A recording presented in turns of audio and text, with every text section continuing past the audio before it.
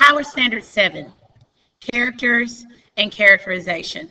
So when we talk about characters and characterization, I would be remiss if I did not discuss again with you conflict. So remember, the basic definition of conflict is it's a struggle or problem that can be internal or external. The literal definition of conflict is it's simply a struggle or a problem. So conflict can happen within a character or to a character in response to an outside force. Now, there's external conflict. That's the struggle between our character and an external force. So it could be something dramatic or it could be something minimal, but it's some type of opposing struggle that the character has as external. Internal is a struggle that happens within a character, like self-doubt, low self-esteem, indecision, when a character is trying to decide on a tough situation. He or she is then experiencing internal conflict. So Becca in this picture is experiencing both external and internal conflict when she doesn't make the basketball team. External because it was hard. It was a hard tryout. And internal, self-doubt, low self-esteem because she didn't make it. So which of these situations are internal or external? Go ahead and answer now.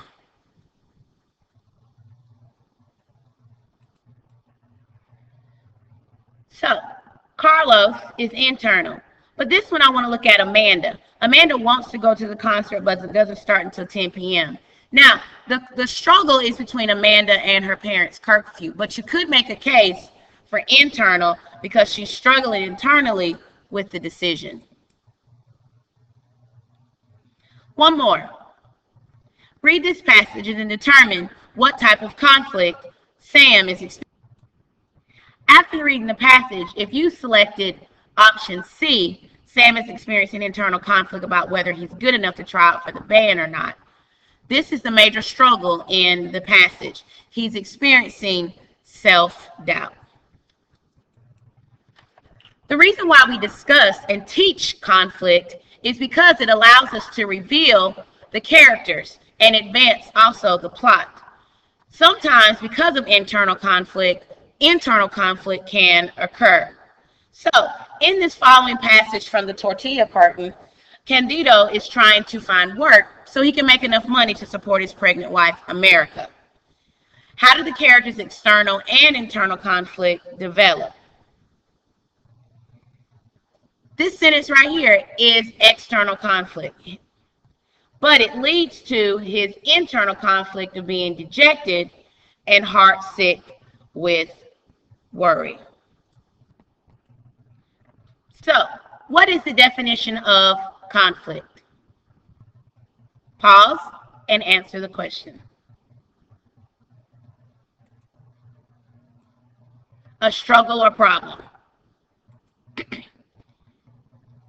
Which conflict described as most likely internal or external?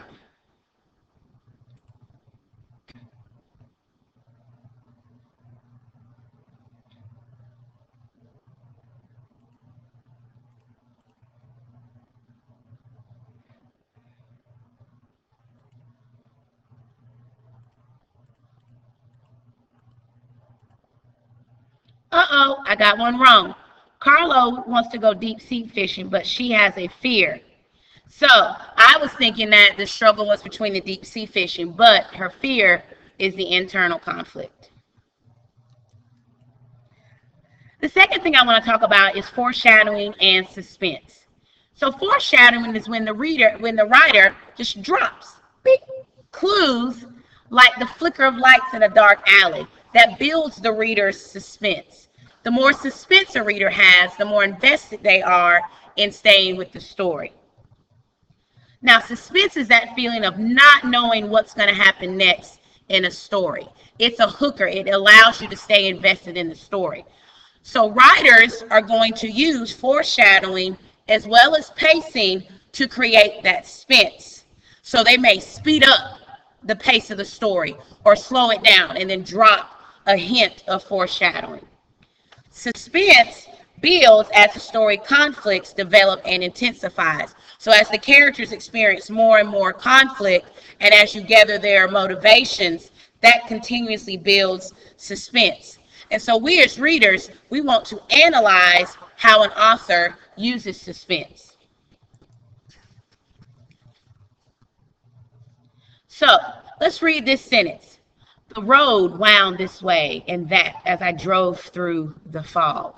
One of my headlights was out, and there was an eerie stillness in the forest. So we have some ominous details. The fog, my headlights was out, but then eerie stillness. So the author is going to use suspenseful words.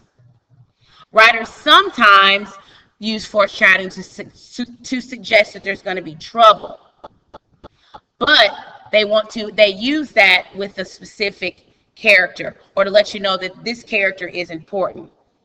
Right here, Joel asked Nisha if she knew the man in the red tie. Ooh, the man in the red tie. She said no, and at the time, he didn't think her response was important. So clearly, there's something about this man in the red tie that we need to pay attention to. And if you're a reader like me, you might flip ahead a couple pages to find this man in the red tie.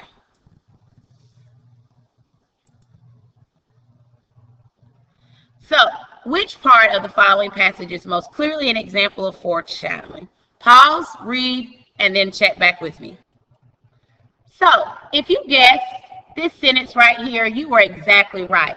This had the most ominous details, and it let us know that based on Sarah's interaction with this man, he's clearly trying to hide something. So there's something strange about this guy, something I want to keep an eye out on. Now, we've already talked about suspense. Once again, it's that feeling or tension. But you want to, but you don't know, but you want to know. So suspense, write this down, involves uncertainty, excitement, and apprehension. So with foreshadowing, when you become aware of the hints that a writer provides, it raises your level of curiosity. Now, pacing is what the writer uses to create suspense. So sometimes the action is going to happen all at once, or sometimes the writer is going to use short, choppy sentences to let you know all this is happening. Sometimes to slow you down, the writer might use a really long sentence, a really long compound or compound complex sentence that goes on and makes you wonder in the world, will it ever end? And then the writer is going to apply conflict to also create suspense. So there's three ways to create suspense: foreshadowing, pacing, and conflict. So pause right here and answer these 4 questions. And here are your answers.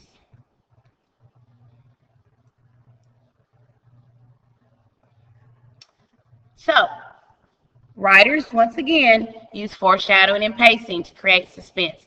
This is the 3rd time I said it, so you want to make sure you write this down. So can you see how the author or the writer uses foreshadowing to create suspense? Right here, this is definitely foreshadowing. There's something wrong with this guy being in jeans at a formal dinner. This is foreshadowing. It's dropping a hint. There's something about this guy we want to pay attention to. So, time for final review. What is the definition of foreshadowing? You're right. Hints or suggestions that tell you what is going to happen in the story. Layla learns that she has not been invited to a co-worker's party. Which of these which match each passage with the event it most likely foreshadows?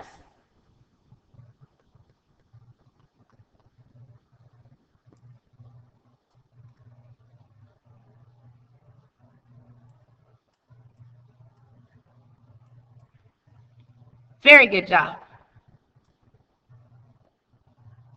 Which part of the passage most clearly foreshadows that Tyrese is about to do something he believes is wrong. This is your final question, so pause me and let's get it right. So in this passage, the author is using foreshadowing as well as pacing. But then we see this sentence. I would not do this if it were not absolutely necessary, he murmured, looking earnestly into her eyes. Please forgive me. So clearly there's something he's about to do. All right, great job. So I wanted to just quickly recap about foreshadowing and suspense, because as we go along, we're really going to be paying attention to what clues and hints the author's dropping. Great job. See you next week.